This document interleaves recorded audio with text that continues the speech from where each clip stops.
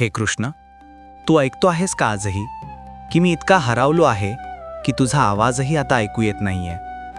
सगळं काही विस्कटत आहे. स्वप्न, आशा आणि मी स्वतःच. कधी अभ्यासात हार, कधी जवळच्या लोकांची नाराजी, तर कधी स्वतःच्याच नजरेतून खाली उतरणे. प्रत्येकजण म्हणतो संघर्ष कर, यशस्वी होशील. पण जेव्हा मनच हार मानतं तेव्हा कुठे जायचं हे कोणीच सांगत नाही. हे माधव, मला फक्त हे जाणून घ्यायचं आहे, तू आजही माझ्यासोबत आहेस का?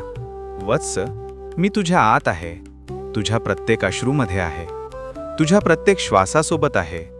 तू हरत नाहीयेस, तू शिकत आहेस.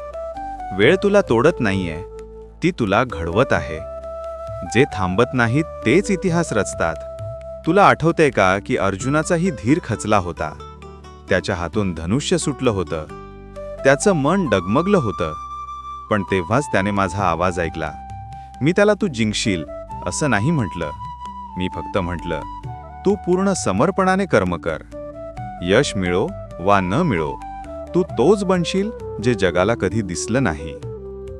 वत्स, तुलना हे ते विष आहे जे आत्म्याला हळूहळू मारून टाकते.